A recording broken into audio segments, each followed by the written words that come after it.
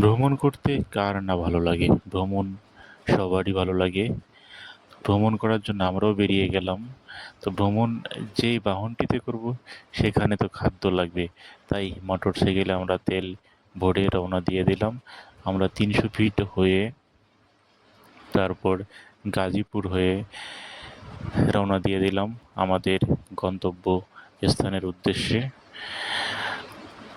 গাজীপুরের আঁকা-বাঁকা মেঠো পথ দিয়ে রওনা দিয়ে দিলাম।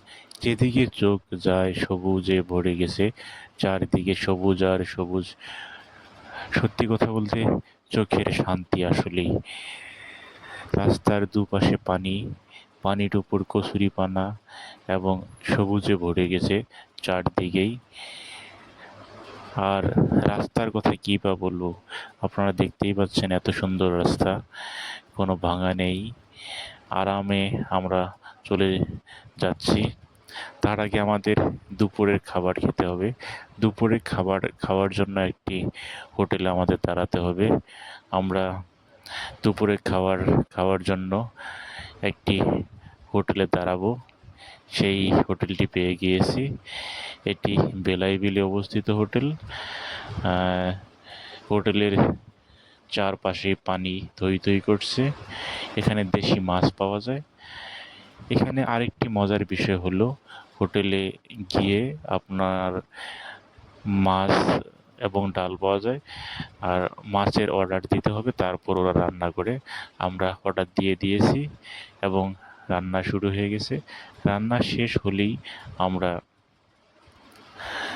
খেতে বসে যাব। রান্না মোটামুটি শেষ পর্যায়ে। দেখতেই পাচ্ছেন লার্কির চুলায় রান্না হচ্ছে। সুস্বাদু রান্না।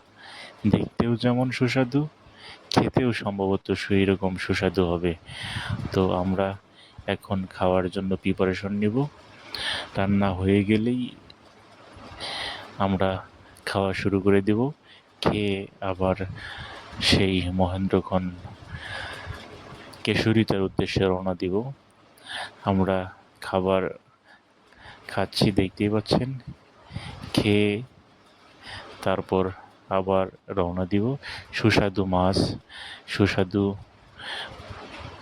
মাছ দেখলে সবারই জিহ্বায় পানি চলে আসে। খাবার শেষ করে সবাই ফুরফুরে মেজাজে একটু বিশ্রাম নিয়ে আবার সেই আগের মতো সেই মহেন্দ্রক্ষণ আমরা কেশরীতে রওনা দিব। বেলাইবিল থেকে কেশরীতা বেশি দূরের রাস্তা নয়, ১ থেকে ১.৫ ঘন্টা বা তারও কম সময়ে যাওয়া যাবে। বেলাইবিলের সেই স্থানটিকে দেখতেই পাচ্ছেন। নীল আকাশ, পানিও মনে হয় নীল হয়ে গেছে এরকম। আসলে পানি নীল হয়নি, পানিটা হলো আকাশের রিফ্লেকশন পড়ার কারণে পানিটা নীল হয়ে গেছে। আমরা বিশ্রাম নিয়ে এই কিছুক্ষণের মধ্যে আবার রওনা দিয়ে দিব আমাদের সেই গন্তব্য স্থানের উদ্দেশ্যে। তো আমরা আবারও রওনা দিয়ে দিলাম সেই আঁকাবাঁকা সরু রাস্তা দিয়ে। দুপাশে সবুজে ভরে গেছে গাছপালা, ডাল এবং রাস্তার দুপাশে থই থই করছে পানি। যেদিকে চোখ যায় সবুজ আর সবুজ।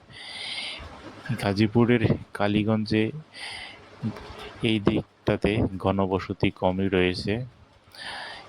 ইটের সোলিং করা রাস্তা দিয়ে আমরা রওনা দিয়েছি। একটু জার্ক হলেও মনে হচ্ছে না, আমরা আনন্দই পাচ্ছি। খুবই ভালো লাগছে। দেখতে দেখতে আমাদের সেই মহেন্দ্রক্ষণ কেশরীতে এসে পৌঁছে গেলাম। এবার কেশরীতায় ঘুরে দেখার পালা। এখানে প্রচুর পানি, পানির উপরে নৌকা রয়েছে। যদি কোনো পর্যটক এসে নৌকা ভাড়া করে বিলের মাঝে যেয়ে ঘুরে আসতে পারে। এখানে প্রচুর পরিমাণ পর্যটক আসা যাওয়া করে।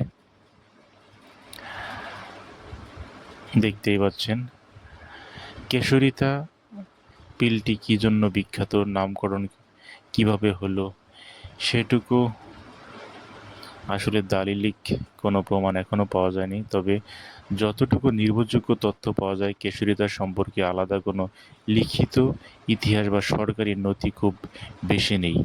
তবে স্থানীয়ভাবে কয়েকটি প্রচলিত ধারণা রয়েছে। কেশরীতা গাজীপুর কালীগঞ্জ উপজেলার একটি পুরনো গ্রাম, যা বেলাই বিলের কাছাকাছি হওয়ায় কৃষি ও মৎস্য সম্পদের জন্য পরিচিত। বর্ষাকালে বেলাই বিলের পানির প্রভাব ও অঞ্চলের প্রকৃতি ও কৃষিকে সমৃদ্ধ করে, তাই কেশরীতা পরিচিত অনেকটা বেলাই বিলকে ঘিরে। এলাকার নাম কেশরীতে কিভাবে এসেছে সে বিষয়ে সরকারি বা ঐতিহাসিকভাবে নিশ্চিত কোনো ব্যাখ্যা পাওয়া যায়নি। স্থানীয় প্রবীণদের মুখে বিভিন্ন লোককথা শোনা যায়, তবে সেগুলোর প্রমাণ্য দলিল নেই। দেখতেই পাচ্ছেন কেশরীতার বর্তমান কী অবস্থা। এখানে প্রচুর কচুরিপানা রয়েছে। কচুরিপানা পানিতে ভেসে এসেছে, এটাও একটি কেশরীতা বিলের সৌন্দর্য। এখানে প্রচুর পরিমাণ পর্যটক বা দর্শনার্থী আসেন দেখার জন্য। আপনারা দেখতেই পাচ্ছেন, মনে হয় যে ক্যালেন্ডারে দাঁড়িয়ে আছি। এই রকম ছবির মতোই সুন্দর সেই কেশরীতা বিল।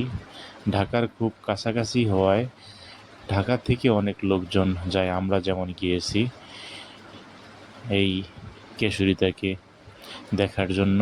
তো দর্শক, আপনাদের কাছে কেমন লেগেছে জানি না, আমার কাছে কিন্তু খুবই ভালো লাগছে। তো আজ কেশরীতা থেকে বিদায় নিব, আবার আমরা রওনা দিয়ে দিব ঢাকার উদ্দেশ্যে। আরেকটি মজার বিষয় হলো, আপনাদেরকে বলা হয়নি, এই যে ছবিটিতে দেখতে পাচ্ছেন এই রিসোর্টটিও কিন্তু কেশরীতা বিলের মাঝে অবস্থিত। এখানে বাচ্চাদের খেলার জায়গা রয়েছে, দোলনা রয়েছে এবং বড়দেরও থাকার জায়গা রয়েছে এখানে। এই যে একটি নৌকা যাচ্ছে কচুরিপানার মাঝখান দিয়ে, নদীর মাঝে যাবে। তো আবার আমরা ঢাকার উদ্দেশ্যে রওনা দিয়ে দিলাম। সে পর্যন্ত ভালো থাকবেন। ভিডিওটি কেমন লাগছে কমেন্টস বক্সে জানিয়ে দেবেন। ভালো থাকবেন সবাই।